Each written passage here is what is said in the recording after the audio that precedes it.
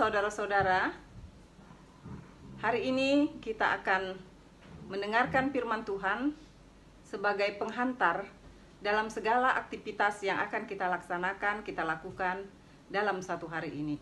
Namun sebelumnya, marilah kita berdoa.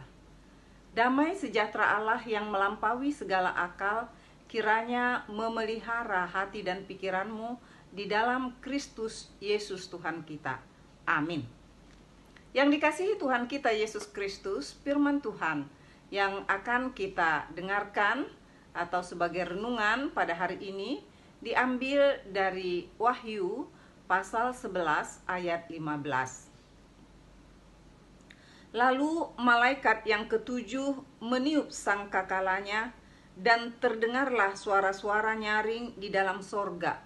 Katanya, pemerintahan atas dunia dipegang oleh Tuhan kita, dan Dia yang diurapinya, dan Ia akan memerintah sebagai Raja sampai selama-lamanya. Demikian firman Tuhan. Saudara-saudara yang dikasihi Tuhan kita Yesus Kristus, banyak hal yang kita dapat melalui kitab Wahyu. Tetapi, tahukah saudara-saudara siapa dan bagaimana orang yang menuliskan kitab Wahyu ini? Dia adalah salah seorang dari murid Tuhan Yesus Kristus yang bernama Yohanes, di mana dia diungsikan atau dibuang ke satu daerah yang bernama Patmos. Jadi tempat itu adalah tempat yang jauh dari keramaian. Boleh kita katakan mungkin Yohanes pada waktu itu hanya berteman dengan nyamuk atau binatang-binatang lainnya. Namun di dalam kesunyian itu, di dalam penderitaan itu, justru itu dipakai Tuhan Allah untuk menyampaikan maksudnya kepada Yohanes. Dan itulah yang dituliskan oleh Yohanes di dalam kitab Wahyu. Apakah yang sudah pernah terjadi atau yang sedang berlangsung, atau mengenai hal-hal yang akan datang yang diwahyukan oleh Tuhan Allah kepada Yohanes. Firman Tuhan pada hari ini memberitahukan kepada kita. Dikatakan tadi, lalu malaikat yang ketujuh meniup sangkakalanya, malaikat yang ketujuh, dan terdengarlah suara-suara nyaring di dalam sorga. Katanya, pemerintahan atas dunia dipegang oleh Tuhan kita, dan Dia yang diurapinya, dan Ia akan memerintah sebagai Raja sampai selama-lamanya. Saudara yang dikasihi Tuhan kita Yesus Kristus, bukankah sering sekali rasa hormat kita, segan, dan rasa takut itu biasanya kita berikan kepada orang yang memiliki kuasa? Meskipun kuasa yang dimiliki oleh manusia di dunia ini ada waktunya, terbatas. Ada yang hanya setahun, ada yang hanya 4 tahun, 5 tahun, atau 1 periode, atau mungkin juga bisa sampai 30 tahun, 35 tahun. Tetapi semua itu terbatas, semua itu ada waktunya. Namun begitu kita menghormati, kita menghargai orang yang memiliki kuasa tersebut.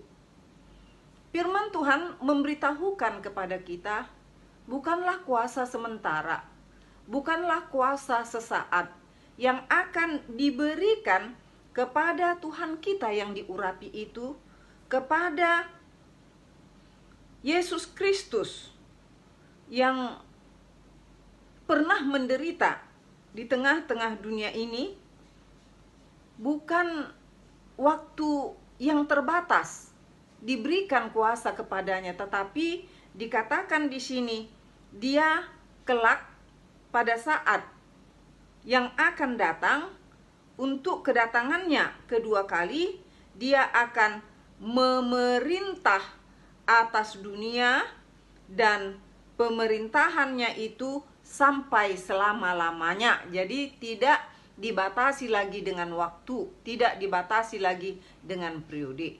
Oleh karena itu, saudara yang dikasihi Tuhan kita Yesus Kristus, kalau kita memberi rasa hormat kita, memberi rasa takut kita kepada para penguasa, tetapi firman ini memberitahukan kepada kita bahwa pemerintahan Tuhan kita yang diurapi itu adalah pemerintahan yang kekal. Berarti lebih dari apa yang sering kita berikan kepada seseorang yang sedang memangku jabatannya, kita harus berikan itu kepada Tuhan kita, yaitu kita harus takut kepada Tuhan, kita hormat kepada Tuhan, kita harus bersembah sujud kepada Tuhan sepanjang hidup kita, karena kuasanya adalah sampai selama-lamanya. Kekekalan adalah milik Tuhan Yesus Kristus. Firman ini mengingatkan kita semua bahwa kelak Yesus akan datang. Kelak Yesus akan memerintah di atas dunia ini, dikatakan seperti itu melalui firman Tuhan ini. Karena itu marilah kita berlomba-lomba di dalam hidup kita, bertanya kepada diri kita, apa sih yang dikehendaki Tuhan Yesus? Apa sih yang Yesus mau agar aku dapat melakukan itu di dalam kehidupanku sekarang ini? Agar aku dapat menyenangkan hati Tuhan, agar aku dapat memberikan waktuku bagi Tuhan. Itu sebabnya tadi saya katakan, sedangkan orang yang punya kuasa sesaat kita memberi rasa hormat dan takut kepadanya, apalagi pemilik kekuasaan kekal, dialah Tuhan kita Yesus Kristus. Karena dia akan memerintah dengan penuh keadilan, dan dia akan memberikan sukacita bagi setiap orang yang bertahan dalam imannya, walaupun dia harus mengalami penderitaan yang berat di tengah-tengah kehidupannya di dunia ini. Tetapi Tuhan Allah kita itu akan memberikan sukacita bagi kita semuanya. Marilah kita memuji Dia, menyembah kepadanya, dan jangan pernah berhenti untuk melakukan apa yang Tuhan kehendaki. Amin, kita berdoa.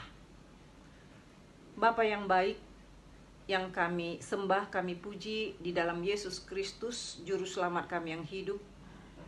Kami bersyukur kepadamu Tuhan, karena melalui firman-Mu hari ini kami diingatkan bahwa Tuhan yang punya kuasa dahulu, sekarang, bahkan sampai selama-lamanya, dan kelak Engkau akan menjadi Raja atas bumi ini Tuhan.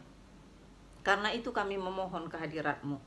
Biarlah Roh Tuhan yang membentuk setiap hati kami, agar kami mengerti apa yang Tuhan kehendaki, agar kami selalu memberikan penyembahan kepada Tuhan, dan kami selalu melakukan yang Tuhan kehendaki. Kami tidak mampu melakukan itu Tuhan tanpa penyertaan-Mu. Biarlah Roh Tuhan yang selalu mengajari kami. Biarlah Roh Tuhan yang selalu membimbing kami, terlebih di dalam hari-hari kami, Tuhan Yesus, di dalam pekerjaan kami, di dalam apapun yang kami lakukan yang seturut dengan kehendak-Mu. Tuntunlah kami Tuhan dan berkati kami. Terima kasih Tuhan, terima kasih di dalam Yesus Kristus kami berdoa dan bersyukur kepadamu. Amin. Sampai bertemu lagi saudara-saudara yang terkasih.